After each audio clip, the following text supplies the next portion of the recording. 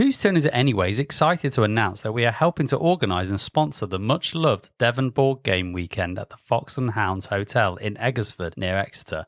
This event begins on Friday the 8th of November until Sunday the 10th of November. For more details about the event and where to get your tickets, please check out the show notes and we'll direct you to where you need to go. Hope to see you there.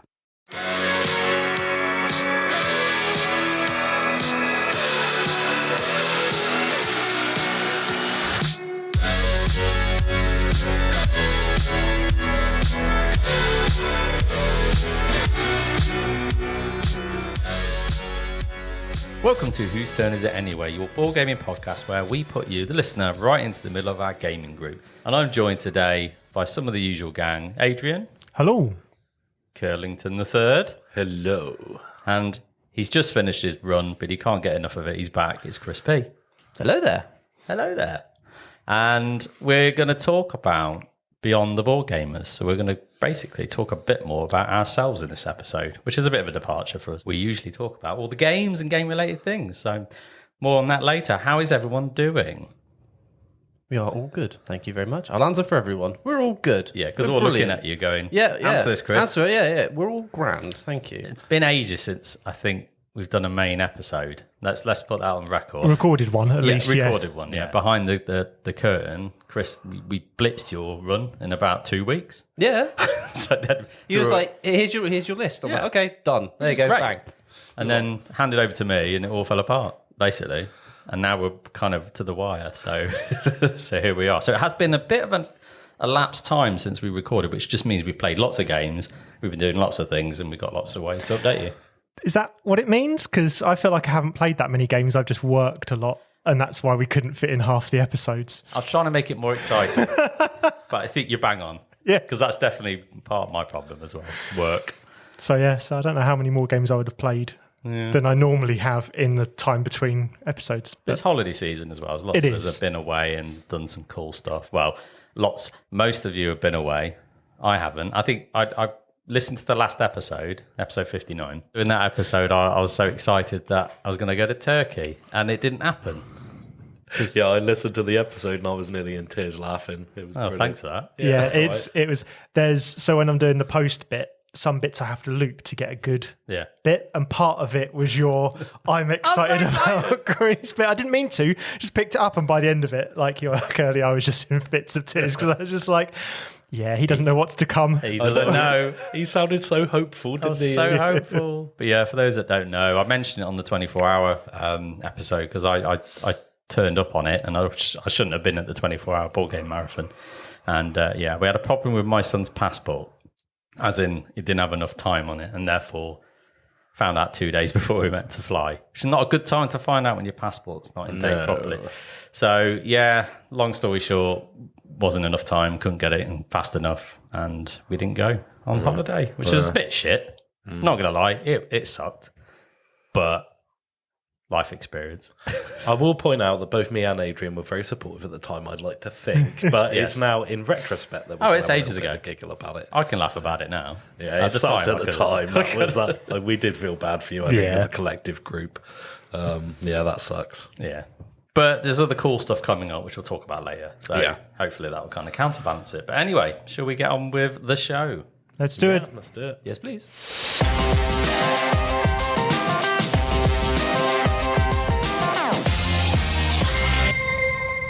So it's that time where we talk about all the games that have been hitting our table with Let's Talk About Hex. So, Adrian, I'm going to come to you, my friend. What's been going on? Nice. So I'm going to talk about a game that I played recently, but before that, I thought I'd talk about, I've taken up these Conqueror challenges. I don't know if you've seen them. Facebook and TikTok bombarded me with adverts for it. And I've been meaning to get a little bit more sort of active and fit and all that lot. And if I try and tie it to weight loss or anything, I really struggle, because the second you don't lose weight, my motivation goes out the window. So I was like, right, I'm going to tie it to something else. And these medals came up for challenges. And basically, it's a very expensive way of doing it, because I think I've paid £200 and something for 7 medals. And they're all related to things. So I've bought the Harry Potter medal set. Mm-hmm. And every time I walk, however long it is they've set you to walk. So the first medal is 70 miles. So when you walk 70 miles, the app tracks it, and then they send you the medal for the first book. And then I think the second one is like 80 something miles. and from there. And I nearly signed up. There's a Lord of the Rings one, and I have seen that one. and a Star Wars one, and I've nearly signed up for those as well. Not realizing quite, I knew it was going to be expensive, but I didn't quite realize it's going to be like £200 for 7 medals expensive. And they ship each one of them out to you from America. Like every time you finish it, they ship it straight away. It's not like a box that comes to you at the end or anything like that. So I get there's a lot of shipping costs in that as well, but it's quite expensive. But I thought, you know what?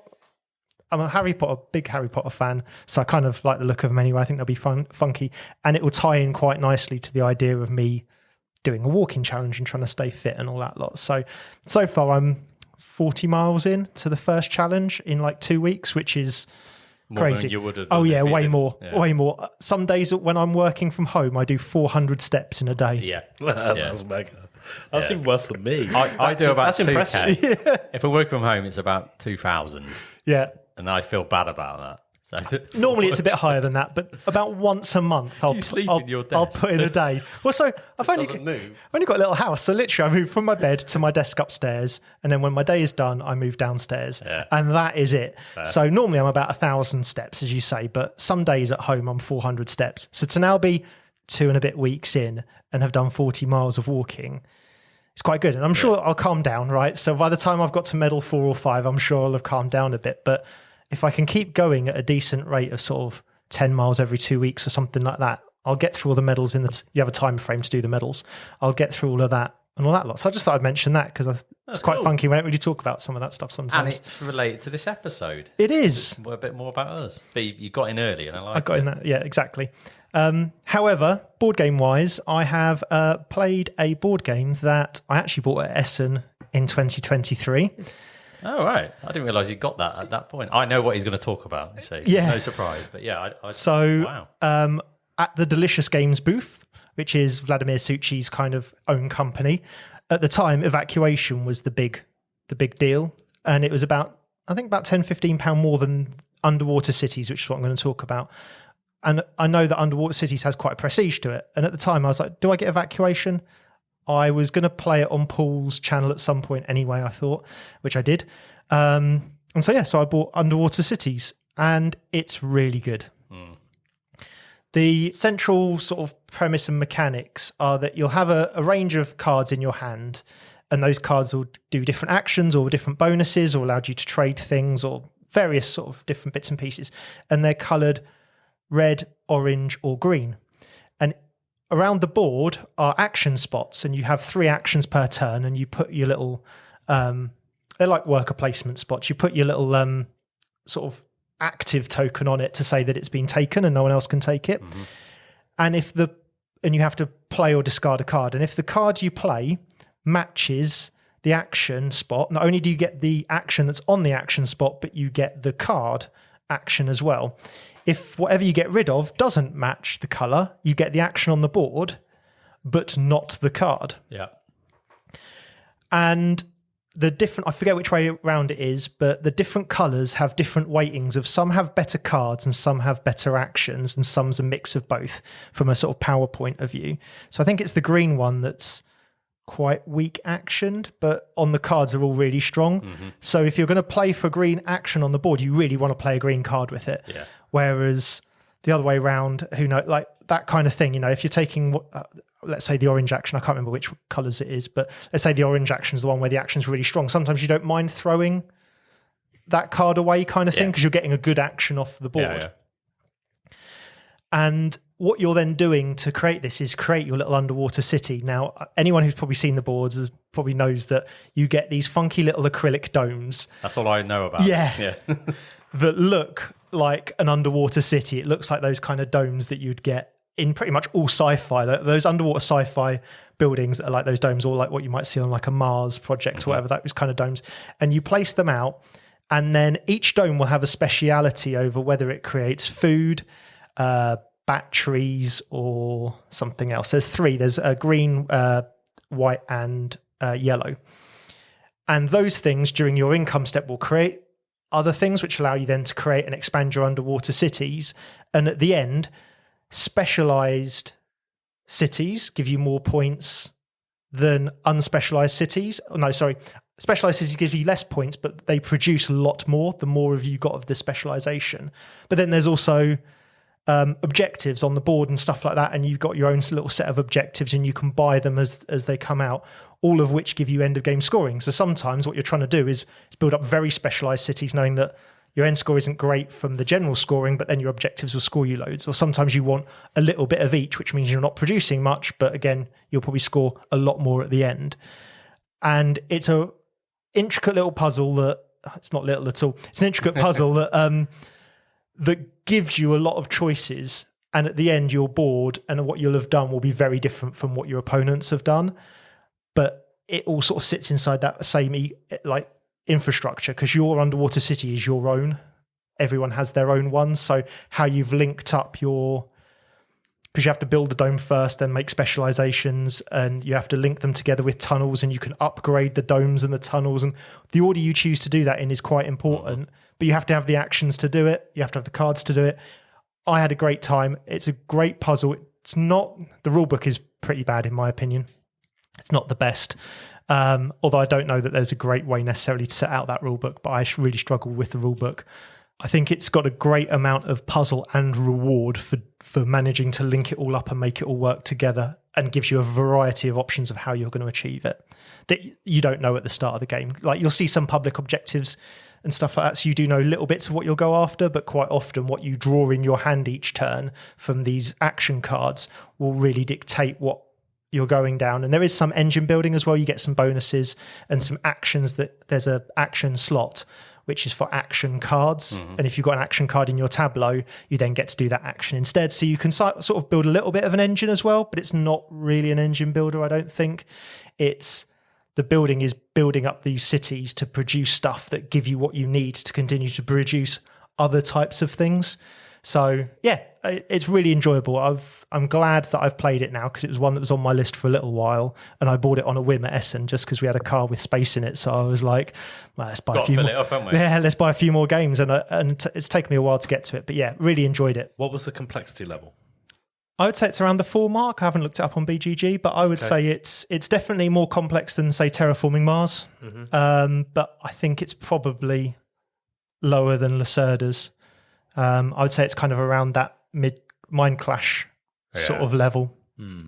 Seems interesting. Yeah, I'd say the art design is perhaps a little bit like the actual art on the cards is great, but the way the main board looks is a little bit underwhelming. And I think what makes up for it is that A, the domes are funky, and B, the little pellets you have to put down, the little lozenges to indicate what type of dome it is. Are well done as well. Other than that, I don't think it's got like the biggest table factor, but it plays really well. It's got a good pedigree. Like it's ever since it came out, people have been raving about it. So I've heard of it, and I was like, oh, I should try that. And I think Terraforming Mars came out before it, I believe. I think so. Yeah, but it wasn't long after. No, and they get linked, those two games. I was going to say, and I'm not saying they're remotely the same because I've not played the other one, but they've got this weird linkage that people kind of say, oh yeah, but if you like Terraforming Mars, you might like this. Well, is that like Lost Ruins and Dune kind of scenario? I don't think it's probably that close though. In terms of mechanically, yeah, possibly. Again, it's that you are building up instead of hexes, you're building up these connected domes, and then being connected gives you bonuses. And as I say, you're either going to specialize these domes, or you're going to kind of give a little bit of them so that they're worth more victory points at the end. So you're building up this little ecosystem, but it's on your own board, whereas Terraforming Mars is on the central board, right? Yeah. But there's definitely an escalation to it, like Terraforming Mars, where you kind of, by the end, you're producing so much power and so much heat and all that kind of stuff, and it feels it's a lot tighter, but it feels that same level of escalation. Let's get it to the table, Adrian. I'm up for that. Yep. Looks like a good one. Sounds like one that I might like. I think you would. Yeah, I think you would. I think you would. Certainly happy to put it on the table. Sounds good. Thanks, mate. Kerley. Well, I just wanted to expand on how am I doing, really, to say that I've got a stinking horrible cold, so I apologise if I don't sound my usual self. And also, I've just got back from holiday, so, that was really nice. So I'll say that's a positive. So probably net even. Net neutral. Net neutral, yeah. But as far as what I've played, obviously, because I've been away for 10 days, I haven't really played an awful lot lately. But we did get to the table Mycelia last night, actually, with myself, Becky, and Stuart Enu, who's a friend of the pod. Yeah, just a really, really good game by JJ Neville. The Kickstarters have just started. What's that? Sorry, Splitstone Games, isn't Yes. it? Yeah, Splitstone Games. The Kickstarters have just started sort of delivering, so fulfilling. So, yeah, really good game based around the idea of mushrooms, but it's a bit more. It's kind of got Wingspan vibes, in my opinion, with certainly with the art style. Definitely. And you're like, you're playing mushrooms instead of birds, but there are some key differences. For an example, it's more of a not a dudes on the map game exactly, but it kind of plays like that, where you've got like one mother mushroom, and the idea of the game is you've got choices of 6 different actions you do. So for the most part, you're sporing, which basically puts out, little mushroom spores, and it's basically the way that you pay for things, depending where those spores land, which partly is your. It's partly a static. You always go down on the one that your mushroom you're sporing is on, and then it's decided by wind. So you kind of have to be a bit tactical about where you decide to spore and which mushrooms you spore and all those type of things. And then you use the spores to pay for new mushrooms. So it's kind of a little bit of a builds up slowly over time. And then what I really like about the game is that you also, when you finish sporing, so for example, all the normal mushrooms apart from your mother mushrooms only get a certain amount of times you can spore off them. When you're done sporing with them, you actually then decay, which then gives you one-off effects as well. And, so you get VPs for the mushrooms you play, but you also got to think about, okay, well, that's a really good ability. Do I want to go for that one that gives less VP, that gives you more, better abilities? And, it's trying to keep people away from your little mushroom area, because if you're not linked with all your spores and there's someone in the way, then I'm afraid they can steal your stuff and use your spores. And it's quite I would say, a mix between a Wingspan style game and more of an area control game, but without being too brutal about it. So just a really interesting, it plays pretty quick. Like the 3 of us, we got it down, even though it was our first time playing for a little while, but we were all pretty good, watched videos and everything else. And me and JP played it at UK Games Expo last year. Yeah. So we weren't too bad on it, but we played it in about 80 minutes. Which I thought was pretty reasonable. I think we could have got it done in an hour as well, to be honest. So it plays pretty quickly, and just really good fun overall, so it's his first foray into the gaming world, and I believe he's going to try and do some more now. We're under the Splitstone Games sort of umbrella. So just if you like that sort of game, you like mushrooms, or certainly beautiful artwork as well, then it's something to maybe have a little go on, because I'm sure it'll be coming to a retail release at some point soon. Yeah, he did all the artwork, didn't he? So he actually drew the all the mushrooms and artwork and everything, Jack. So. Yeah, and he's amazing. Like he went to the Games Expo and he was selling his artwork there as well. Because it's that good that people were just buying it outright. So it's a really, really good game, beautiful artwork, and if you like that sort of thing and you like Wingspan and maybe you like the varied world of mushrooms, give it a go. Thanks, mate. Chris. Hi. So, right, in between doing lots of work this week, I have been playing Dark Tomb, Bloodthorn Island. It's a Kickstarter that I backed ages and ages and ages ago, and it arrived ages and ages and ages ago, funny enough. And I just put it on the shelf, and I went, I'll play that at some point. And then I forgot it was there.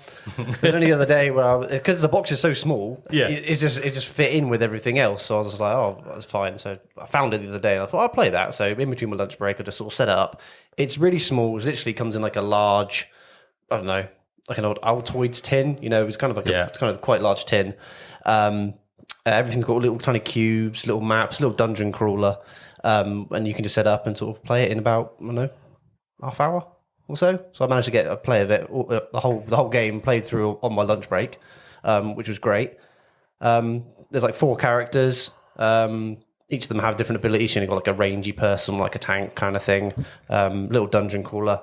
You start off in a dock, make your way down a river, go to an island, fight a big bad. It kind of works quite nicely. I wouldn't play it any more than, even though it says 1 to 4 players, I wouldn't play it any more than 2, just because how small it is.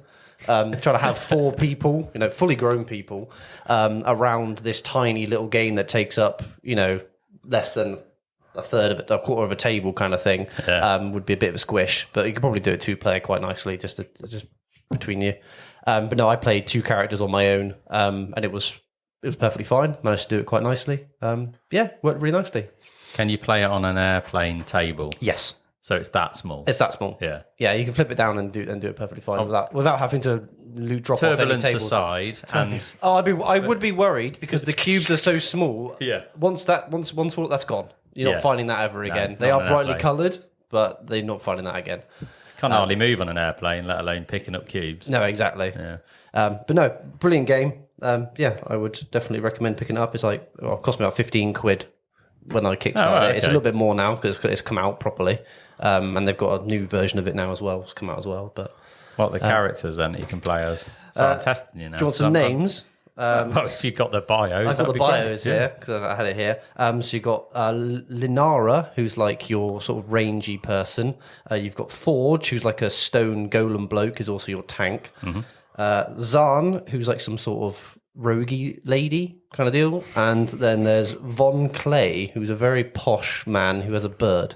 And you can send him out to go and do stuff like a raven and go pick up items for you. and like stuff. a winged bird. Yeah. Not just a lady. Not just Yeah. like, this is me bird. This is me bird. Go pick up that, would you love? But no, they're really good. There's like various enemies and stuff. They just pop up. The only difference between more sort of players and less is their health pools for the enemies. Okay. So they just have more health based on how many players there are, or how many characters you're controlling. I mean, Is it a roll dice and hit a target number? yeah. It's Do damage that way. Classic dungeon crawler. dungeon crawling. So no, it's great. But I just like all the tiny cubes. There's also a tiny little plastic boat that you put all your cubes on. So when you're going down the river on the second scenario, you're all on the little boat. And you have to shoot. You have to shoot stuff, and you get like monsters jumping on the boat to try and get you. But they're just a little tiny boat. So That it's is like the cool. size of your thumb, kind of thing. Just this Yeah. little boat with these little cubes going down. It's brilliant. It just made me smile when I saw that. And what about yourself, JP? What have you been up to? Yeah, I mean, since this little kind of recording pause, quite a few things, but I'm going to talk about Arcs mainly because that I acquired it about probably 2 months ago. Yep. Yeah, and I've been having a lot of fun with this box because it's nuts. This game is nuts. So for those that don't know what Arcs is by Leader Games, designed by Cole Whirl, who's the same person who designed Root, and basically it's a kind of space opera kind of game, but packed into a short playtime. It's not a 4X. It doesn't feel like a 4X, but it's its own unique thing.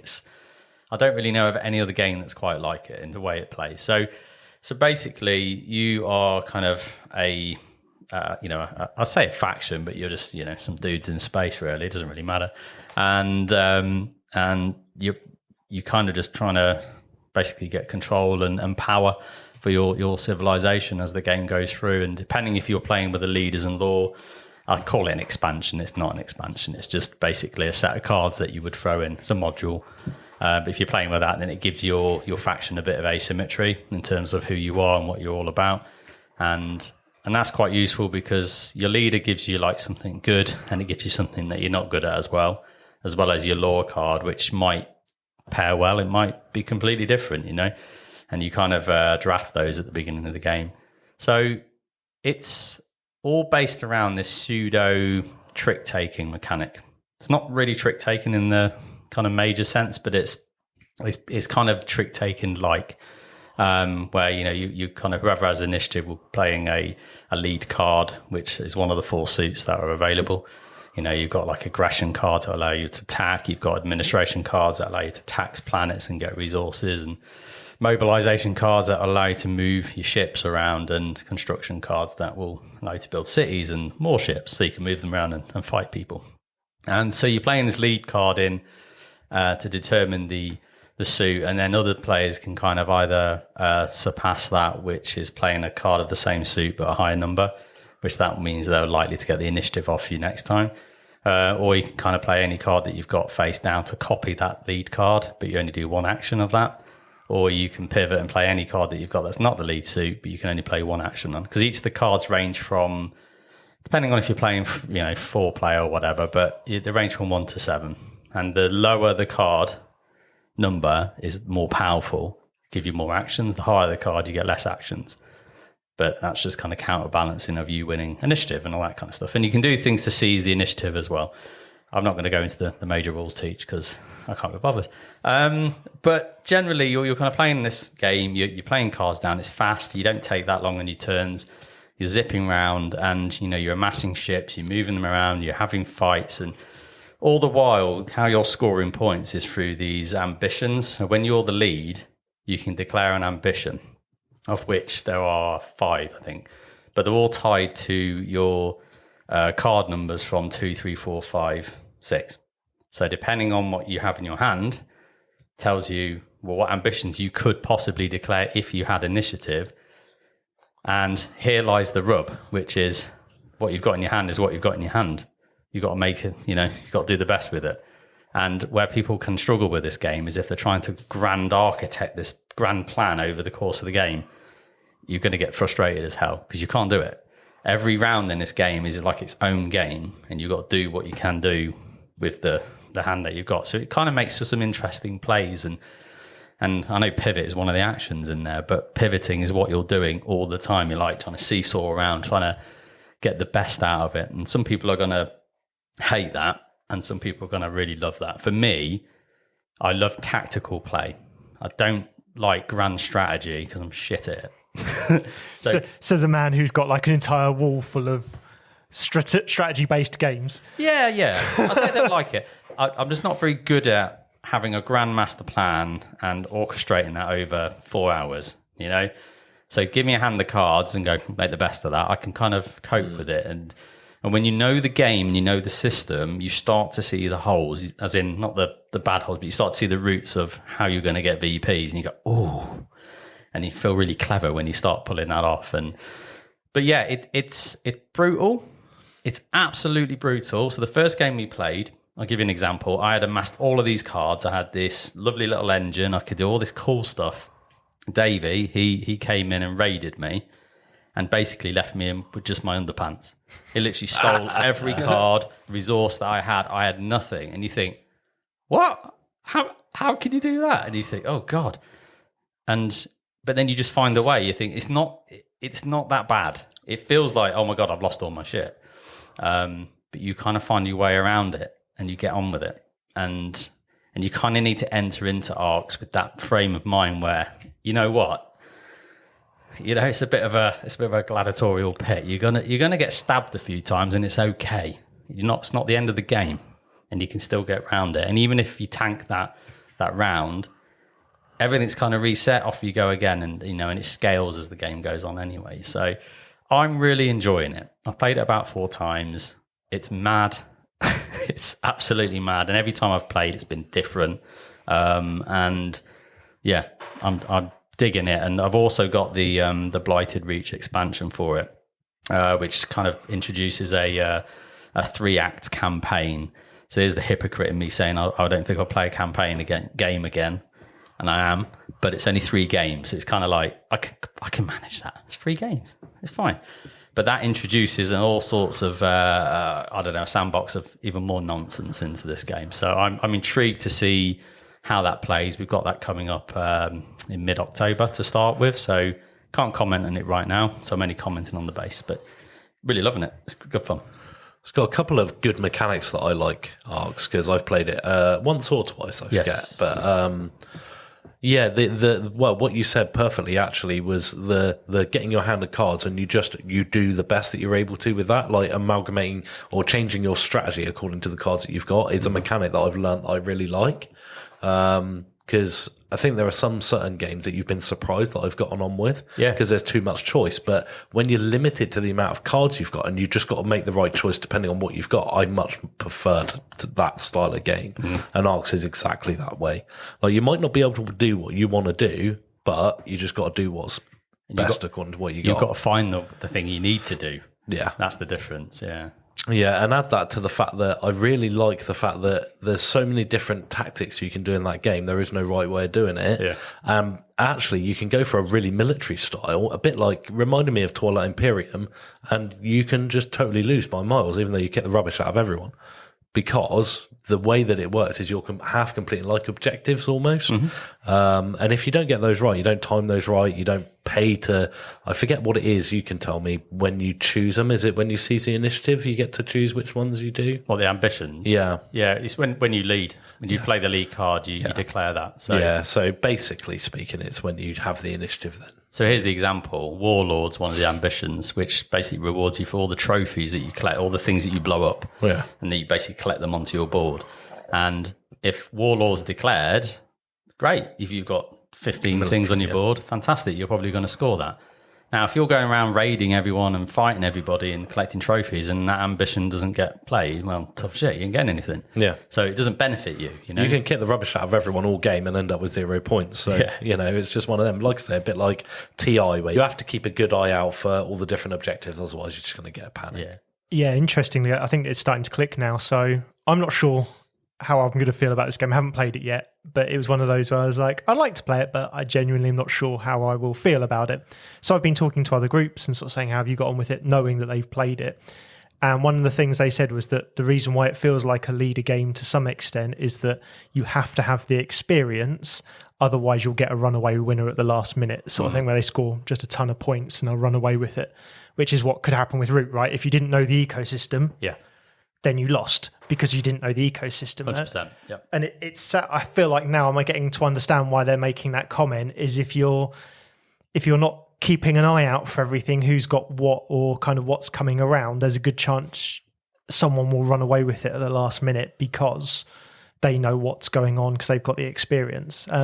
But yeah, that was the one comment I've heard a lot, is that you have to know the game a little bit, because if you play with experienced players and you're the newbie, the chances are you won't know what to look out for in order to win the game. Which again, I'm not a big fan of, right? But the trick-taking thing I quite like. I like the idea of that. So I'm still on the fence about it. But yeah, just lots of people are talking about it at the moment, it feels like, because it's new and it is asymmetrical, but it's kind of not quite Root levels of asymmetrical. But lots of people loved Root.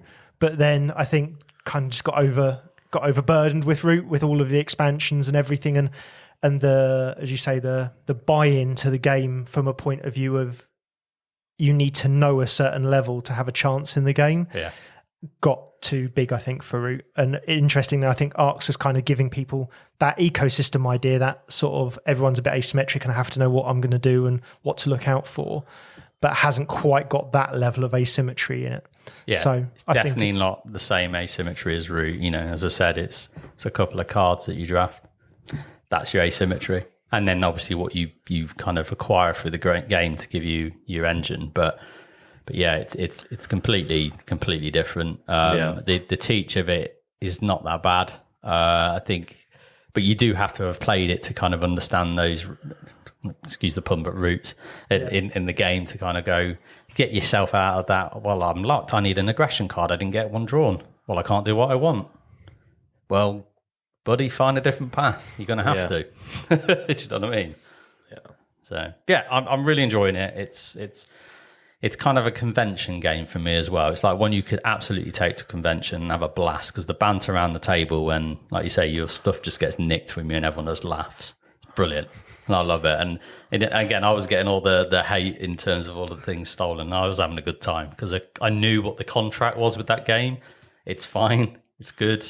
It's going to happen. I think if you go into that and you're prone to saltiness, I think you just need to stay away from it, really. Yes. Because it is one of those games, as JP says, that you just got to accept the fact that people are going to attack you and screw you over, and your master plan is probably not going to come off exactly the way you want it.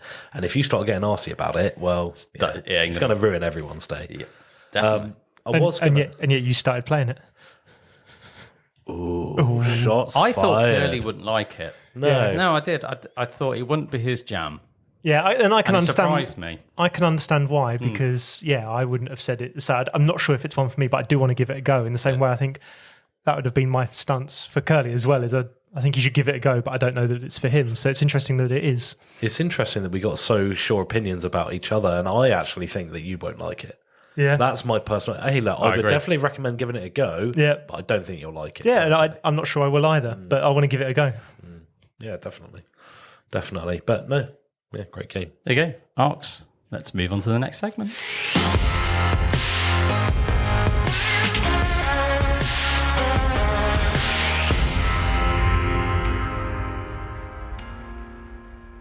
So we are now at our main event where we are going to talk about Beyond the Board Gamers. So this is an episode idea that our coffee supporters have kind of voted on for the most, actually. They basically like the idea of us talking a bit more about ourselves, which is weird to us. Crazy people. Yeah, are you sure? Because we can talk about board games. But no, I think, we've been doing this podcast for, 2.5 years.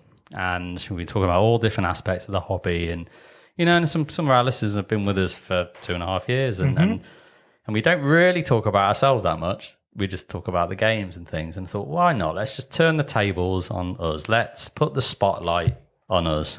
Although we have got 8 spotlights above us, but you get my point. It's a good chance to learn a little bit more about us. So this might be some multiple episodes that we'll do because there's only 4 of us today. And there's a lot more on the pod that obviously can't talk because they're not here. But as Kerley said, you've got the best 4, right? Yeah, I was going to say, they're the not very interesting ones. Oh, shots fired. Shots fired.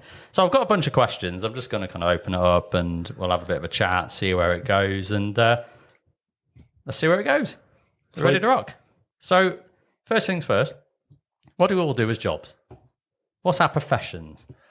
Because it's definitely not full-time content creators, right? Sound like Leonidas there. Not yet. Not yet. One day we can quit our jobs. Quit our jobs and then become content creators full-time. But I think we're way off from that. So we still have to rely on our good old jobs. So Chrissy P, what do you do, mate? I am nerd by day, nerd by night. Good man. So I am a systems administrator for a global software development company. Yeah, baby. It's so exciting. It sounds so much fun. But that is it. I sit at my desk and I tell people to turn things off and on again. Yeah. I set up new users. I create documentation and create training videos.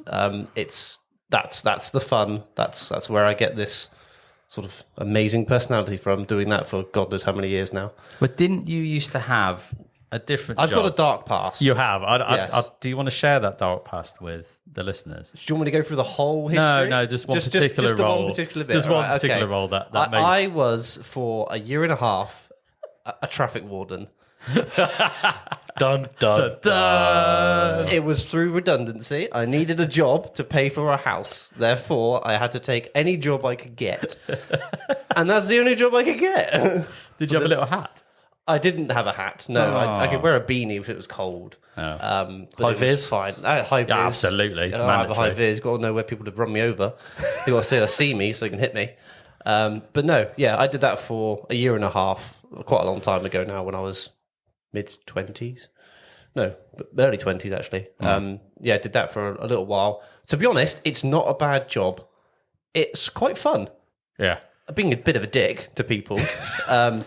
But I tried to stay away from that because I didn't want to get my face smashed in. Yeah. But no, it was all right. It's not too bad. It was fine. Fair. Like, when I was based in Minehead 2 days a week, just wandering around on the seafront. It's great. Just looking at shit. It's fine. Bag of chips. Yeah, it's great. Your car's parked wrongly. Ooh. You're an hour late. Yeah. Have some of that. I remember there's one time this woman who who parked in the bus lane, and then driving down the bus lane in Minehead, and then pulled into the bus stop and just left her car there. And I was just watching. I was literally stood right next to her, and she just stopped, looked at me, and then walked off. So I was just like, "Well, you can have that." Well, you're fair game now. And she was like, "I had to go into the bank." I was like, "Find some other parking space, not right there where the bus is going." "What are you doing?" Like, right behind her. So that was fun. Yeah, fair play. But Cool. no. I just thought I'd bring it up because it's funny. Yeah. And Thanks. no, sorry, mate. Love you. Love you. Early, what about you, mate? Chew, chew. Choo choo. No, I was just thinking about this, trying to get the word in because I always remember one of my old friends always used to laugh at me saying it this way. Let's try and get it right. So I train train drivers to drive trains. Right, just Say it again. once more. I drive train. I train train drivers to drive trains. How much wood would a woodchuck chuck if a Exactly. woodchuck could chuck wood? Yeah, exactly. So yeah, that's it basically. I do that for Great Western Railway here in the southwest, all the way from Plymouth up to Reading usually. So yeah, I been ride on the those railway rails. for 20 years and train driver before doing this job for 10 years. So, yeah. But the Kerleys are, a well-known family for being on the railways, though, right? Working Well, in the yeah, railways. my old man was on the railway originally. Yeah. And then my older brother, then me, and then my younger brother. Yeah. So it's 3 brothers currently on the railway. One as a driver, one as a train manager, and one as a training manager myself. So It's awesome. yeah, there you go. That's quite cool. I didn't realise that. I knew your little brother was on the trains, but I didn't realise that much of your family had been as well. Little legacy Yeah. there, isn't it? That's cool. Yeah. I like it. In all honesty, it wasn't deliberate. It was just I could continue working in game as as supervisor / assistant manager for 10 or 11k a year at the time and a lot of stress, or I could earn 16.5 grand wandering around a platform doing very little, little. So it was like you not do even get a a hat. competition. But I did get a hat, when I was on the platforms. But Yeah. nowadays I don't, No. which is a bit sad. But yeah, the hats were really expensive actually, and Were they? they're worth a lot of money now. But yeah, they were handmade and everything, and I think it was about 150 quid they used to pay for those. Wow. So yeah, but they don't issue them anymore for obvious reasons. But yeah, back when I first started, they did. Fair play. But yeah, There there you you go. So proper railway boy over here, and love it. Yeah. What time So- is it? I don't know what's it. 1810. He was laughing at me for my use of the 24-hour clock the other day. But so I don't get this, You're right? the Because Americans call it military time, right? Whereas we call it 24-hour clock. Yeah. But I don't understand why people struggle with it so much. Like, I just don't get why are people so. It's the easiest, and we'll get into my job in a minute and why it's important. But it's the easiest. It's an insight here. It's the easiest thing to understand. Like, you're literally deducting 12. At worst, you're deducting 2 if you need to look at it from the worst. I don't even think of it that way. I don't anymore. It's even just think of it any- absolute No, nature.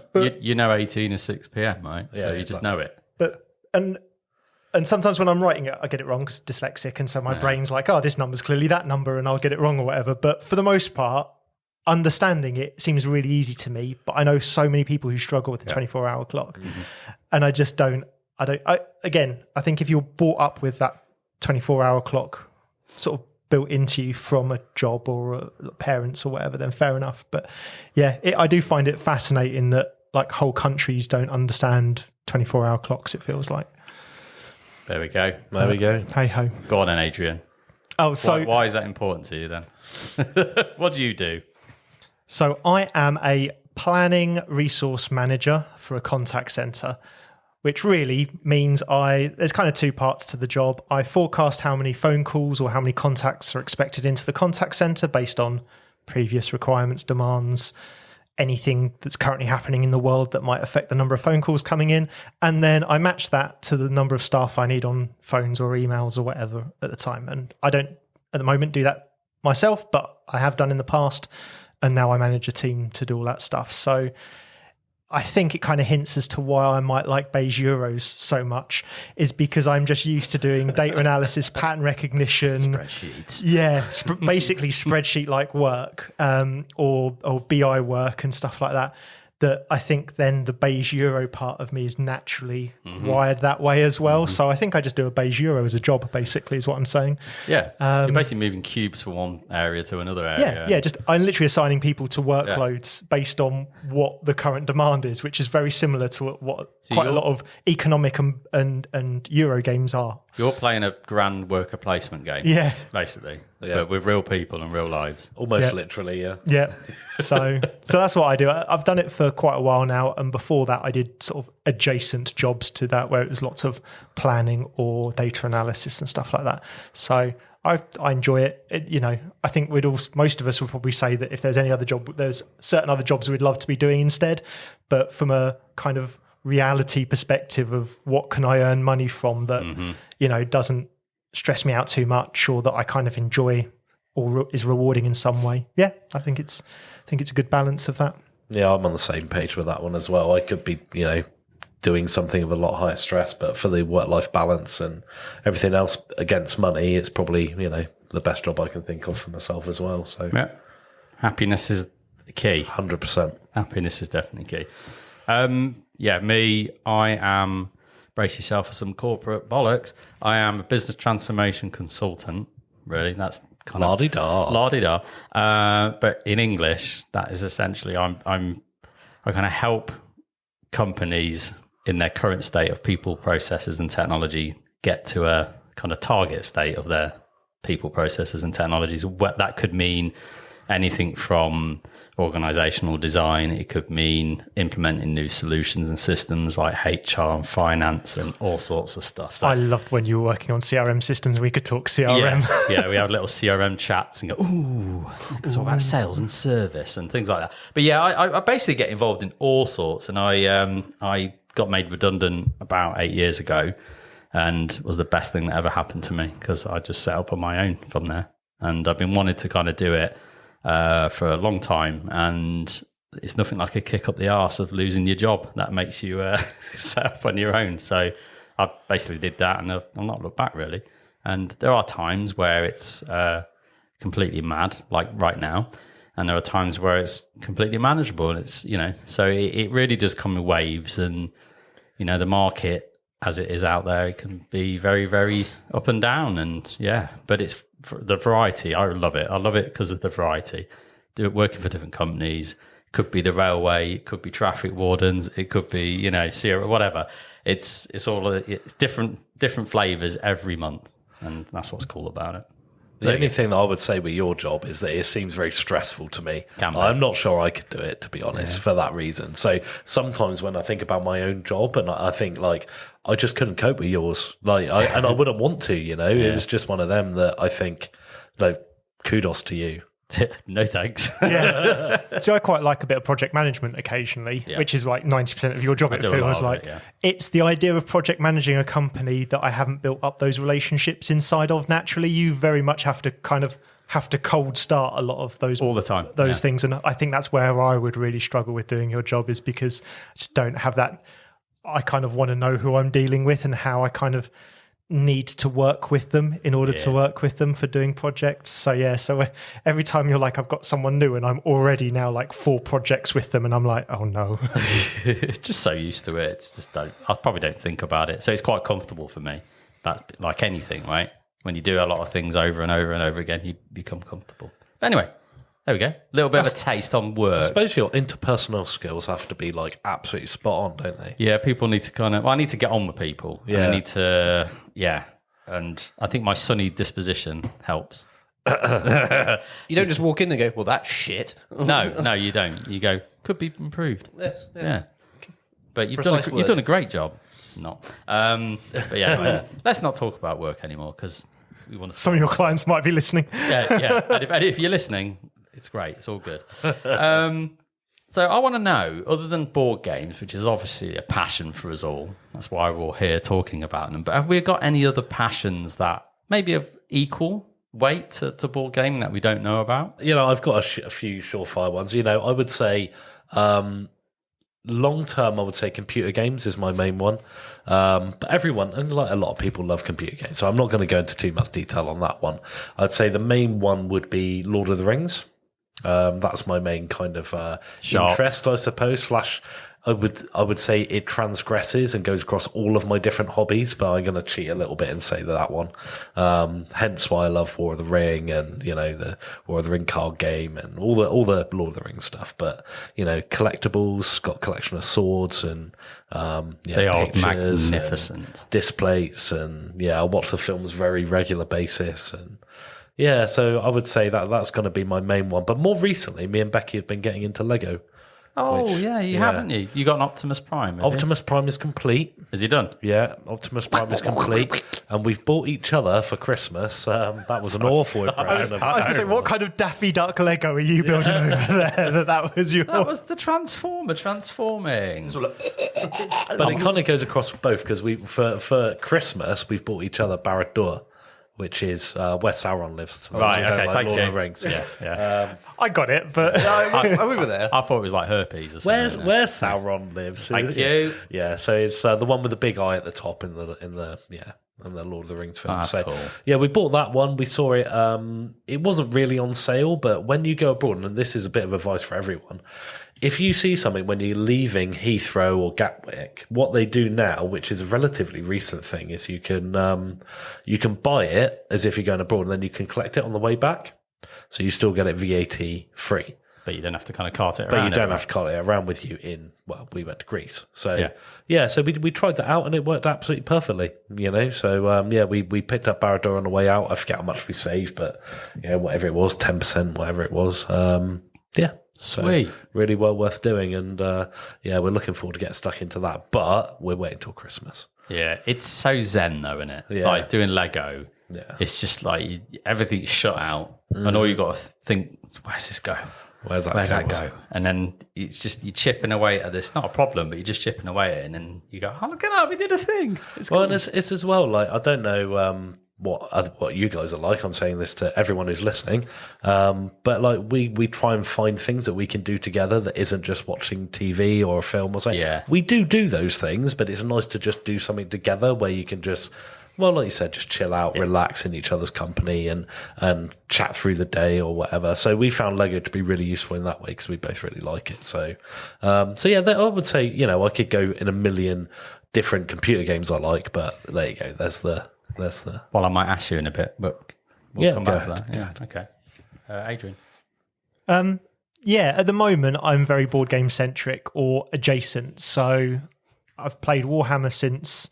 Well, I don't know if I've told this story and if it made the cut, but I used to play Warhammer when I was about 10, 11, 12 and then gave it up. And then when I was 18, a few of us, first year of uni, got very drunk at the student bar and started reminiscing, as you tend to, because you're 18 and therefore you have a lot of life to reminisce on at that point. But we were reminiscing on all the things we loved as kids. And Warhammer came up. There's about 12 of us. All of us had realised we'd played Warhammer. So we made a drunken pact, to go in and buy a army box or whatever of Warhammer and start it all up again. And out of that, I think 8 of us turned up very hungover the next day at a Games Workshop and bought it. And I think there's 5 of us still playing now. That's cool. And so I've played a lot of Warhammer and similar war games. 3D printing, I do a lot of 3D printing, but that's a lot of board game based inserts and bits and pieces like that. So at the moment, it's very board game centric, but historically I've had a lot of sort of other things. I've played golf and I've gone fishing, and very bizarrely at quite a young age I played green bowls and won some tournaments and stuff like that playing I didn't know that. green bowls. Basically I used to live just down the road from my granddad, and he got to an age where he couldn't play golf anymore, so I wanted to still sort of do hobby stuff with him, and the only thing he could physically manage to do was green bowls. So I was like, yeah, go on, I'll join you for green bowls, and then won beginners tournaments and like young people's tournament and stuff like that. And so I did a bit of that very randomly. And I've done, I can't think if I said airsoft or not, but I've done airsoft, which I used to do military simulation weekends, where you spend a whole weekend sort of camped out with your air rifle on you, your airsoft rifle on you, and in the full camo gear and all that kind of stuff, and then sleep for 2 days afterwards because you've spent 3 whole days trudging through a forest. And so I tend to kind of do like 3-4 year spans of doing a hobby of some description or a sport. Or just before lockdown, I was doing OCR, obstacle course racing. So I'd do like 10k obstacle course races and stuff like that, and really got into that. And we did it for a charity. Like a Tough Mudder. But Tough Mudder electrocutes you, and I refused. I refused to. That's just torture. I refused to spend money being potentially electrocuted. So I used to do. There was one called the Nutch Challenge, and there was one called the Muscle Acre and stuff like that. And so I've done a few of those, and we did that for charity, which helped give you a bit of motivation. So I tend to kind of stick with a hobby for sort of 4 or 5 years.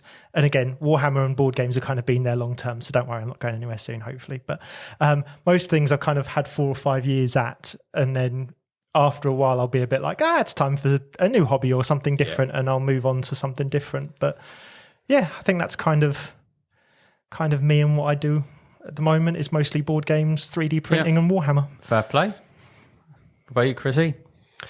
I will join Adrian on the Warhammer front. I don't play it, I paint it. Yeah. So me and my partner Claire will sit down on a quiet evening and just sort of paint some figures. Just go out and buy a random box and go, right, we're just going to sit down and paint these now. And chuck a film on in the background. Normally something Marvel related because it's me, and I like to have something going in the background. At least I can pay slight attention to while I'm doing something else. Yeah, and you've seen it a million times. I see it a million times, you know but I what's watch it going anyway, on. so it's fine.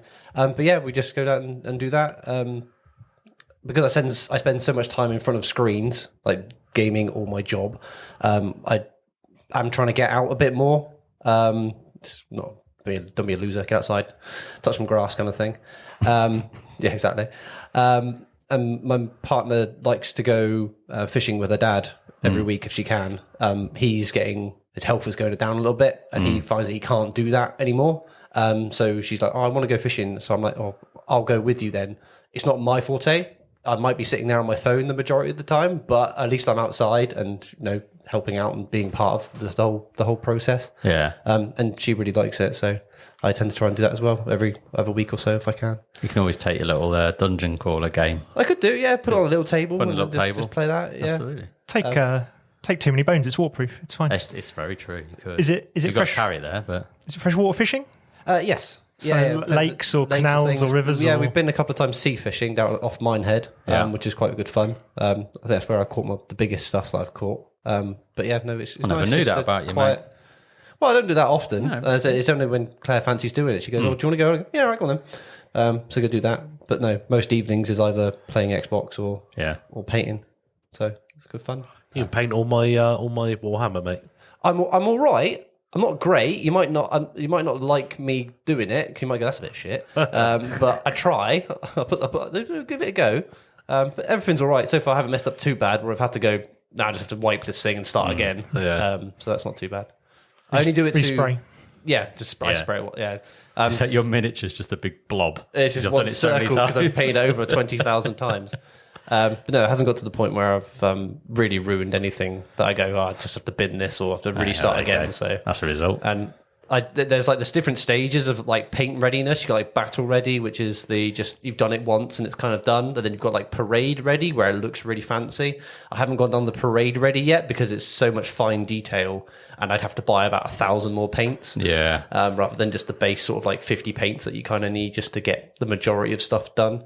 And at least look at it and go, there you go. It looks cool. It looks like what it's supposed to look like. That'll do. Yeah. Let's move on to something else and do something else. So yeah. Mine. I forgot I've got to answer mine. You have. Mine is snowboarding. So snowboarding is a big passion of mine. I haven't been able to do a lot of it since kids and things like that. But like rewind before kids, God, that was great, wasn't it? The things you had, you could do, the time you had on your hands. Oh God! You know what? I can't even. All your remember. joints didn't ache. And Yeah, well, me and Shell had this conversation. Shell, my wife, had this conversation the other day and said, "Do you remember what we used to do before the kids were a thing? Like, what do we used to do? Obviously PG-13, but like just generally like social. Like, what do we do? Like, I don't know. Like, I can't honestly remember what we did to fill our days, and now it's just relentless, but in a good way. But anyway, snowboarding. I first learned to ski for a company I used to work for. They were a small company. They were mad. They did lots of like trips, like subsidized work trips that you could go on, and and they do ski trips every year. So that's just, do you want to go on a ski trip? Do I? Let's go. So I learned to ski, did that for a year, and then I thought, you know what, I've always wanted to do snowboarding because it's cool, right? That's cool. And then the following year I did snowboarding, and I loved it. Absolutely loved it. So I ended up buying my own board. I still have that snowboard from, when was it? From 2004, I think, when I bought it. I still have it. It's 20 years old. It gets serviced whenever I go. It still works and hasn't broke too much, although the bindings, which is what sits on top of the board that you put your feet into, they are perishing, as I found out on my last trip. But yeah, it's just the escapism is what it is. It's like you are on top of a mountain. The views are stunning. You can just imagine what the views are around there. And all you've got to think about is like, just got to go left or right. Do we go left down here or right down here? And just the feeling of just riding down a slope on a plank of wood, going 40 or 50 miles an hour at some point, going, I hope I don't fall over because I'm going to die. It's great. I absolutely love it. Sounds amazing. No, it's awesome. And like the last time I went was with Chris, bless him, which was a very special trip now because of obviously what's happened. But before then it'd been 11 years. And that was for a stag do. Was that in the south of France or no? Yeah, no, it's France. Yeah, South France. The Alps, somewhere in France. And because it's been 11 years, I was a bit nervous about it because I wonder if I've forgotten how to do it. But you don't. It's like riding a bike. You just get on and away you go. But I still think that was probably the best I've ever snowboarded ever. And I didn't fall over too much, which is always nice because it hurts. But yeah, I absolutely love it. And we're taking the kids next year in Feb, and they've been going through their lessons this year. So proud dad moment, just watching like my son and my daughter just go through the learning motions, and they're like, "Oh, my legs hurt." And I'm like, "I know.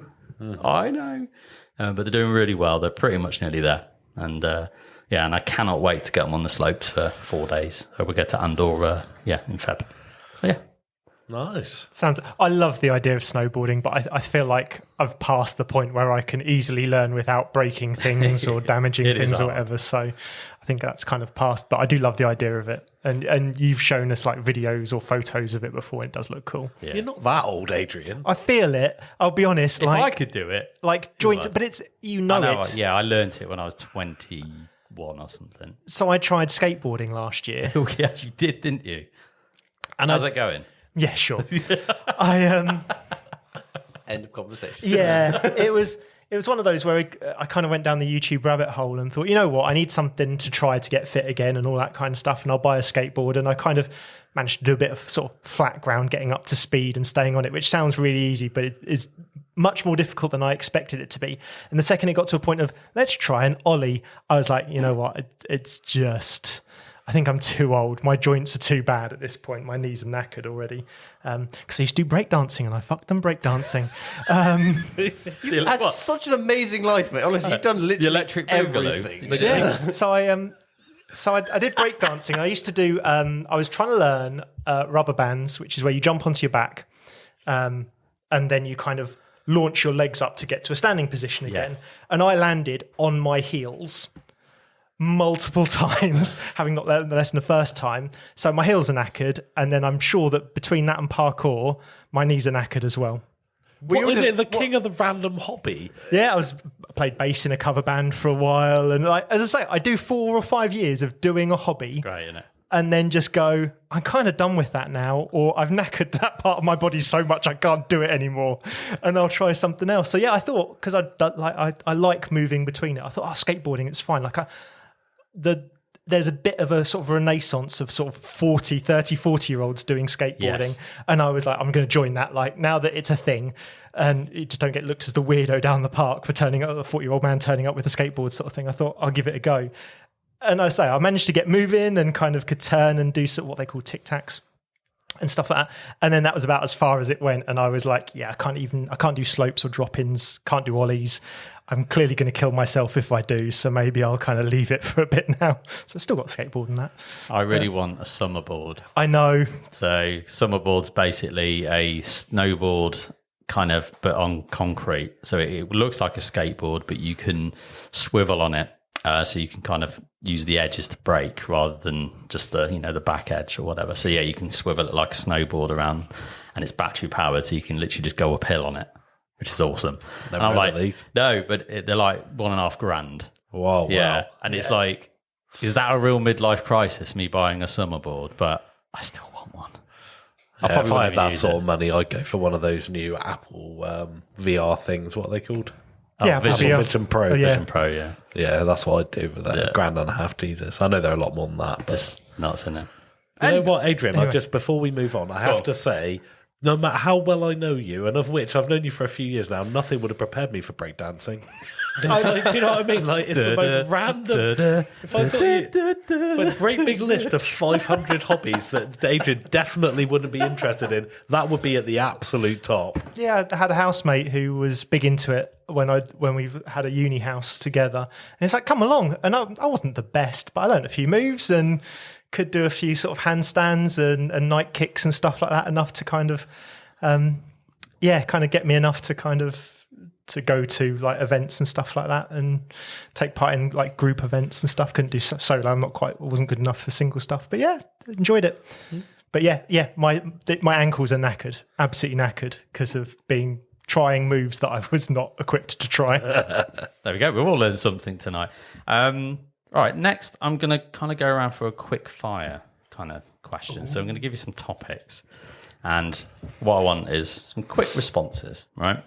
So it's going to explore some of the popular culture of what we like and what our favourite things are, these kind of types of stuff. And yeah, just quite nice to see if we align to anyone. So films, it's always good. We've all watched films. We all like films. And I just want a very quick, what are your favourite films? Because I'm not saying one. Because if you ask me what my favourite film is, I will crumble and die because I can never think. But just generally, what are your favourite films of all time? Chrissy P. Favourite films of all time. First Iron Man. That's probably one of my favourite films of all time. Nice. Lord of the Rings, first one. Fellowship of the Ring. That's probably, again, one of my favourite ones. And I think either the original Predator or the original Alien. They're on par for me. But yeah, I just love the sort of cheesiness of those films. They're just really good. They were so much fun and they're just brilliant. I rewatched both of them like literally 2 or 3 days ago, and just remembered how much these films are great. Nice. But yeah, there you go. Right, I'm going to go next. Okay. Because you said Alien, I'm saying Aliens. I'm saying the sequel. Oh, another thing JP's wrong at. Oh, it is Alien. Alien is the better film. Aliens. No, is the better Alien. film. Alien. I think it's just what genre do you like? Yeah, I think it is. they're both really good they're in both their own great. genre, but they're not the same genre. One's fine. 2 is great. Now, back in your box. Yeah, Aliens. I love Back to the Future. I love that series of films. They're up there for me. And Indiana Jones. I'm like, love it. Whip. As you know, I do have a whip and a fedora. Yeah, well, I do have the whip and fedora, but it's not a sexual thing, I promise. Anyway, that's me. Adrian, it's obviously Aliens. Yeah, no, Rocky. I wouldn't put them up there. So originally, when you put this on the notes, you said, what's the latest one you've watched? And was it any good? And the latest film I watched was Stranger Than Fiction with Will Ferrell, which I don't know if you've seen it or not. So he's a writer. Someone else is a writer narrating his life. And as far as rom-coms go, I think it's not too bad. But there are some really awkward scenes, especially when him and Maggie Gyllenhaal suck face really awkwardly in the middle of the film, and you're like, it's not a natural chemistry right there. One of my feel-good go-to films that is definitely a guilty pleasure is Gone in 60 Seconds, which is a terrible film. I love that film. But it's shit, but it's good. It's good. Yeah, it's really exactly. good. Yeah. And the same as Pacific Rim is exactly the same for me. It's shit, but it's good. And then I suppose Lord of the Rings is up there, but I quite often find myself revisiting the Dark Knight trilogy. Classic. Very good. Which is good. And also the under Gotham sections where it's all grimy and dirty and all that lot. Some of that was filmed in Croydon just down the road from me, which was... Really? Yeah. I did not know that. So they picked like the worst parts of Gotham and they filmed it in Croydon. There you go. There you go. There you go. Kerley. Lord of the Rings. Well, the most obvious one is Lord of the Rings, but I won't say that now because it's obvious. But my actual favourite film above all Lord of the Rings films, actually, was brought out similar time, actually, which was... Gladiator. Yeah. With the bad AI. Which me and Adrian we didn't nearly fall out about it, but I just wind it in, Adrian, I'm telling you now. Yeah. You're on thin ice, pal. You're on thin ice, buddy. All I said was that the CGI had not aged as well as a lot of other films from the same period, but that I thought it was a good film, and you bit my head off like I'd said it was the worst film ever produced. You two are always flirting. That's the thing. You're just totally wrong. Yeah. I think, in all honesty, I wasn't actually annoyed at him, but it was. I just do think it stands up quite well. Yeah. I really do. Like the story is amazing, and it's still totally as sort of relevant in its relationships and everything else. I think they could bring that out tomorrow, and it'd still be an absolute smash hit. But yeah, I mean, hey, look, it's what 2000 that was brought out. It's 24 years old, so the CGI is going to suffer a little bit, but I think for its time, I think it was absolutely amazing. Similar sort of time as Lord of the Rings, which I think was around 2000, 2001, and Harry Potter and all those types of films. I think they've all stood up pretty well over the years. Good period of cinema that was. Yeah, it was a really good period of cinema. So I would say, Gladiator, and my feel good film, since we've had a few of those, and I don't disagree with any of the ones you said, is Happy Gilmore. Yeah. It's a yeah. good That's shout. good, I haven't watched that in ages. I watched Watched it it last year and it was just like 2 months ago. This is amazing. It's by far, and I do like Adam Sandler actually, some of his films, but that He is does by make far some the best tosh though ones. as well, doesn't he? He does make some absolute tosh, which is why. But in all honesty, though, even the tosh, it's like it's all right for one watch. It's still isn't it? watchable. Yeah, it's like what is it? Hubie Halloween. I know I haven't seen that one, but The Longest Yard. I've watched that so many times when I was at uni because I only had a small selection of films back when they were on DVD and you didn't have downloads. And yeah, loved that film from him. Thought it was really good. What was that one? Was it Billy Madison? Yeah. Well, yeah, that was really good. But yeah, it was just one of those that, I don't know, that period of Adam Sandler around the, what was it, late 90s? That was just, Pete, spot Big on. Daddy. All Yeah, those. exactly, all Yeah. of those. Mr. Deeds. Mr. Yeah, D. Mr. Deeds, that was brilliant. I love the butler in that. Yeah. The one with the Sneaky, frosty sneaky. Sneaky. I'm so sneaky. Yeah, and he's actually been in quite a few films like since loads. then. He's brilliant. I really like him as an actor. Cool. All right, let's go around again then. This time I want to know your favourite video games. So mine is the one that always sticks out at the top, always Final Fantasy VII. It's just, I have such vivid memories of FF7, of teenager, PlayStation 1. Was it come out 96, 97, something like that? The hours I've poured into that game. Comes on 3 discs. How excited a game comes on 3 discs.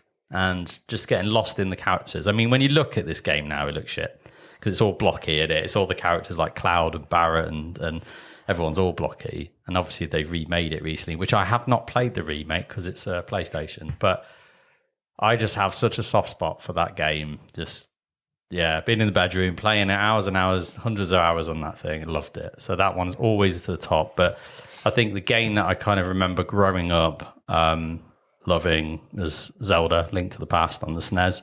That again, just love that game.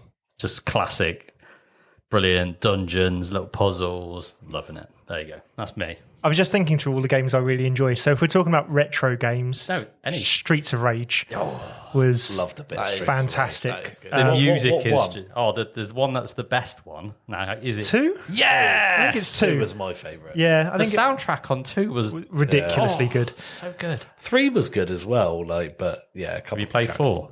Yeah, I've played 4. It stands up. 4's good. It does stand up. It's really good. I played lots of cities at City of Heroes, the MMO. Kind of came out before World of Warcraft, and really enjoyed that. And I suppose the other big game that I just poured 2 other games I poured lots of time into. One was Vegas 2, Rainbow Six Vegas 2. Yeah. I was so shit at that game. Same here. I loved that game, and there were certain tricks which meant you could do no scoping round corners quite convincingly, quite easy. And then pretty much the whole Splinter Cell series. There's only a few of those I haven't played, and yet all of them I've loved. When I grew up, you were either Metal Gear Solid or Splinter Cell. It felt like, that tribalism. And I was one of the very few kids in my school and sort of college and all that lot that really loved Splinter Cell. And then by the time it came around to Conviction and the end ones, I still was really enjoying what it was trying to do. Yeah.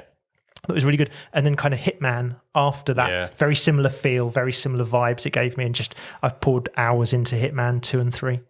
Fair.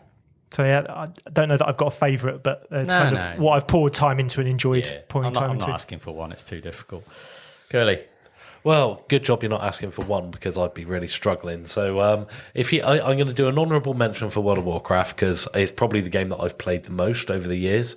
Like, I can't even tell you. I mean, thousands of hours. I mean, in a year. Do you know what I mean? Like, a lot of time I've spent on that game, but I don't play it anymore. So I kind of don't know if I can count that one anymore. But honourable mention to back in the day, World of Warcraft. But other than that, I would say games that I still play, really, the franchises of I'm really struggling between 3, really. Civilization, generally. I initially started playing it with number 3 back in, 2000, something like that. And I've played all the iterations since. So absolutely played the hell out of 4, 5, and current one 6, and the new one's just been, it's been announced. So hopefully sort of early to middle of next year, we'll get Civilization 7. A big nod to that one. And then Total War Warhammer, the series of those. And that's more recent. They only started releasing those a few years ago, and they've been a revelation for me ever since. I never played Total War games before that, and absolutely love those. Can't get enough of them. But apart from that, I would say Modern Warfare 3 was the one that I played a hell of a lot. Good shooter. Yeah, I played that one, and for anyone who's played those sorts of games, I used to play Team Deathmatch a lot, and I had a 2 KDR, which I was quite proud of. If you don't know what that means, ignore me. Kill to death ratio. Kill death ratio, yeah. So killing 2 people for every one might not sound like much, but it was good at the time. But I was pretty good at Modern Warfare. Oh, fair enough. Chris?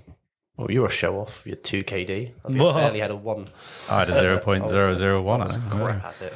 Yeah, I used to be a horrible git with a sniper, mate. I shouldn't take. I don't take too much pride in it. My favourite game of all time is The Elder Scrolls 5 Skyrim. To the point where I've now obviously scarred my body permanently with it for tattoos and things. I've put so many hours of my life into that game. And every time there's a big bunch of mods that go on, I then loop back to it, and then I play it for another couple of 100 hours. That's probably my favourite game of all time. But so then we were going back again. I did play a lot of World of Warcraft as well. I think Burning Crusade is when I joined, which is probably one of my favourite ones because I keep playing the old local sort of hosted servers of that. I go back to that every so often and randomly load up a new character for a couple of 100 hours and then get distracted by something shiny and go do something else. But more recently, I've fallen utterly and deeply in love with Space Marine 2. It's so good. It's just probably one of the best games I've ever played. I'm just stuck into it. Whenever I find myself with half an hour of time, I'm just going to put the Xbox on, darling. I'll be back in a little bit, and then I played for like 3 hours, and I go, "Oh, that's my day gone." I love it. It's visceral, quite tactical at times. It's not. When I first started playing it, it's just your classic hack and slash. It's really not on the harder difficulties. You need to time everything quite carefully, which is nice. Which Rob is having a hard time figuring out. Been telling me, it's hilarious. The rage he gets into is quite funny, and trying to hold our tongue. It's okay, just take a breather. You'll be fine. He rage quit the other day. He did with Tambo, yeah. He literally, Tambo was like, "Oh, we're going to do this," and Rob just died, and then he just went, "All right, that's it, I'm off," and then just left the game. And Tambo was like, "Where have you gone?" I'm not playing anymore. Rob. It was funny. I'll tell you what I have, honourable mention, because obviously I say old games, didn't I? I'm actually really, really enjoying Baldur's Gate 3, which has surprised the crap out of me. It is great. Because I just did not think I would enjoy it that much, and I'm in it. I am in it now. I'm like, I just want to play it. But I had to say it. Kerley rolled his eyes at that. I played that for a couple of hours, and it was like, it's too much for me. It's very technical. I was really lost. I was like, so I could go down this route, or this route, but there's nothing really telling me which one's better or which one's worse. And I was just like, there's too much options. Fuck off. Don't min-max it. Just play it. It doesn't matter. Just whatever. Cool. But there we go. Look, we could probably talk forever about ourselves and stuff, but I thought it'd be quite a nice change of pace, just to kind of turn the light on us a little bit. Hopefully get to know us a little bit more about what we're about, what we like outside of the board gaming. But don't worry, we'll be back with board gaming shenanigans very soon.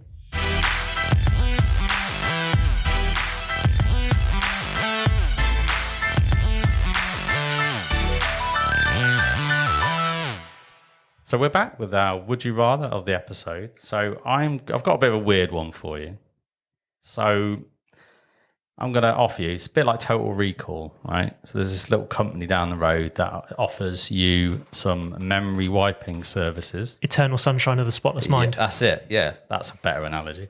So they're going to offer you some memory wiping services at the cost of, basically you have to exit out of the board gaming hobby for 2 years.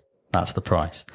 And the point of the Would You Rather is, would you wipe your memory of all your favourite films and games and all the things that we've been talking about so that you could revisit them afresh for the first time? I've never seen these things before, or not, basically. Or just carry on your merry way. Do not go into that shop. Do not mess with my mind. Off you go. Obviously, it's safe. It's not some dodgy back alley job. It's a safe shop. It's been tested. It's all good. What would you rather do? So I've changed tack on this one. I tell you for why, because I took from what you said was computer games. which I absolutely would not, because I don't like learning new computer games. It puts me off. But the idea of being able to rewatch some of my favourite films, Lord of the Rings, I'd have to do it. I'd have to do it. because you haven't seen it before, right? I've never seen it before. Never seen it before. Well, the first time I watched Lord of the Rings, I watched it 6 times at the cinema when it first Did came you out. really? Yeah. Not even exaggerating. Like I went once on my own, like twice with my older brother, twice with my younger brother. Yeah, I just absolutely love it. So yeah, probably worth it. I just watched films for 2 years. Welcome to Mind Wipe. Yeah. That's you done. All right, Adrian. Yeah, I wouldn't get mind wipe, because one of the things I was just thinking of then is I would worry that I wouldn't watch the films that I love now. Because of the fact that you have watched these things before. Because, well, so, like, if I think about, like, Enemy of the State, I watched a load, and, you know, I've mentioned Gone in 60 Seconds and stuff like that. If I had my mind wiped and just, here you go, here's all the films that you used to watch, and here's all the films that are now out, I'd probably spend my entire, like, 2 years just watching, like, Oppenheimer, like I've not watched, and films that I haven't watched that I've wanted to get to for ages, where I just feel like I don't have the time at the moment. So I probably wouldn't watch the films that I loved originally, and I'm quite happy to have just experienced it the once, now get the nostalgia kick out of it, of watching it again, or the familiarity, that warm blanket, and just still get to play board games. So I think that's the way I'm going to go with it. Okay. Walking past the Mind Wipe shop. What about you, Chrissy? I would be worried that if I had my mind wiped, that I wouldn't enjoy the films and stuff again like I did back then. I don't know if I've changed since then. It's a good or whether, point. I don't know if I went to watch, you know, let's say like the original Iron Man or something again for the very first time, you know, with the bunny ear fingers, because my mind's been wiped. I don't know if I'd enjoy it, and that would worry me. Obviously, I wouldn't know about it. That's the crux there, isn't it? Would I care? There's a paradox. Yeah, would I I've care? created a paradox here. Exactly. Go down the Back to the Future style, like Yeah, exactly. No, I'll walk past. There's too much that I enjoy. Too much at stake. There's too much implication for mistake. Yeah. That I know what I like, and I'm going to keep liking it, and I don't want a possibility of accidentally changing myself by doing something bad and wiping myself. Take that how as you may. I have my nurse to do that for me. yeah, I was going to say. I like it when you wipe yourself. Like when you do it, you've got soft hands. Absolutely. I'm going to go for the wiping because, like, 2 years from the hobby, it would be quite painful, but you could always return. And just think of all the releases that have come out. Oh, look at all this stuff I can play. But yeah, I'd like to, and I'm going off I'm ignoring your will I feel the same about it, because it's a good point, but sod it. I'm just going to go. I want to like relive all those films again. I want to relive all those things again and just see how it goes. Just because it's a massive unknown. But what the hell? What the hell? I'm in. Wipe it. Wipe me, Baby. wipe me, baby. Yes, sir. Right away. Would you like the moist towelettes or the Always from KFC. Yeah, sandpaper. lemon ones? Oh God.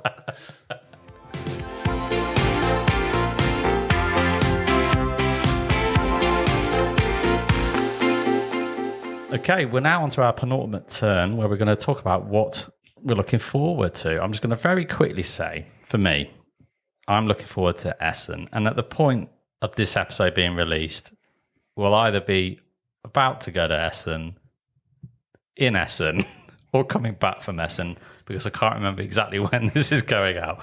But I don't think we've talked about Essen really on our previous episode, mainly because of the massive recording gaps that we've had.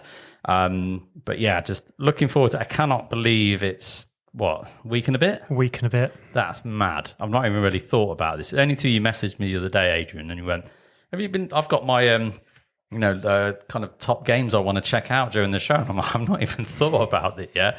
And then I have watched videos, and now I have a list. So thank you for that. So I feel like I'm mildly prepared, but then I'm not. Like last year, I winged it. I'll be honest. I kind of went. I didn't know what to expect of Essen anyway, and I was just happy to just be there and just experience it. But at least now I have an idea, and I can kind of understand the gravity of it and how it all works. So yeah, I do have a list. But no, I can't wait to have the trip. It'd be good fun, and obviously this will be my main holiday of the year. So it's good to get away, and that's what I'm looking forward to. So I think I said this about the expo as well, is that about a month or so before, I was like, this feels like a lot of effort to be going through for these events and all that lot. And then like 2 weeks ahead of time, I'm like, I can't wait. This is going to be the best time ever. I'd started like doing a bit of research, but some of the games really weren't announced until very recently. Yeah, true. And I had the experience last year where I both picked up Satori and Far Away, and I had to queue up and wait for people not to have picked up their pre-orders to see what's left that I could buy. So I was queuing for like an hour each for those games. And Satori, like, I've played a couple of times. It's good. I'm glad I've got it. It's not the best game in the world, but Far Away I've had a great time with. And I think the fact that everyone in the group seems to now have a copy suggests that it was a good purchase sort of thing at the time. And I just didn't want to be stuck in that situation again. So I was like, right, I'm going to do all my prep. And I've pre-ordered 2 games. And I went to pre-order a third, and it was already sold out. And this was like 2 weeks ago. So 3.5 weeks beforehand, the big game that I was like, I want to make sure I pick this up. And they'll have more copies there, they said. But for pre-order purposes, it's already sold out. And I was like, I can't believe I'm 3 weeks ahead of the game compared to last year I was working it out 2 days before. I was like, I can't believe I'm this far ahead. And I've managed to get most pre-orders in, but not all of them for what I want. So yeah, I'm really looking forward to it. I think there's going to be plenty there now. Like a month ago, the games I knew of that were out were not my cup of tea, and I was like, I don't know what I'm going to get out of this show. And then since then, there's been a lot more games that have been announced as available or demoable at Essen, that now I'm quite stoked, and I've got some of my pre-orders in and all that lot. So yeah, super excited for that. And we will have talked a little bit more about what we're looking forward to on the Gaming Rules. I think it's going to be a podcast or a YouTube channel. I think he's doing YouTube, I think isn't he's it? streaming, yeah. So there's a few of us content creator types. Most of them a lot more popular than us and well known. There's a few content creators and us. Yeah, basically.